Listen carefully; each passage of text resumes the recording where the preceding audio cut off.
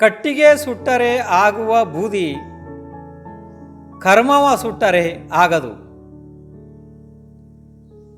ಎಷ್ಟೇ ನಡೆದರೂ ಸವೆಯದ ಬೀದಿ ಮೋಕ್ಷದ ಮುಂದೆ ಸಾಗದು. ಕಟ್ಟಿಗೆ ಸುಟ್ಟರೆ ಅದರ ಬೂದಿ ಉಳಿಯುತ್ತದೆ ಮತ್ತು ಕಾಣುತ್ತದೆ. ಆದರೆ ಧ್ಯಾನಾಗ್ನಿಯಿಂದ ಕರ್ಮಗಳನ್ನು ಸುಟ್ಟರೆ ಅವು ಬೂದಿಯಾಗದೆಯೇ ಆತ್ಮ ಪ್ರದೇಶದಿಂದ ನಿರ್ಜರೆ ಅಂದರೆ ಹೊರಗೆ ಹೋಗುವವು ಅಷ್ಟೇ. 343 ಘನರಜ್ಜು ಪ್ರಮಾಣದ ಆಕಾಶದ ಪಂಕ್ತಿಗಳಲ್ಲಿ ಜೀವ ಎಷ್ಟೇ ನಡೆದರೂ ದಾರಿ ಮುಗಿಯುವುದೇ ಇಲ್ಲ.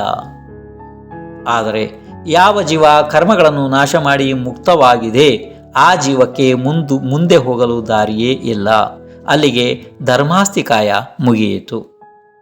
ಜೀವ ಒಂದೇ ಸ್ಥಳದಲ್ಲಿ ಅನಂತಾನಂತ ಕಾಲದವರೆಗೂ ಹಾಗೆಯೇ ನಿಶ್ಚಲವಾಗಿ ಅನಂತ ಸುಖದಲ್ಲಿ ಉಳಿದು ಬಿಡುತ್ತದೆ.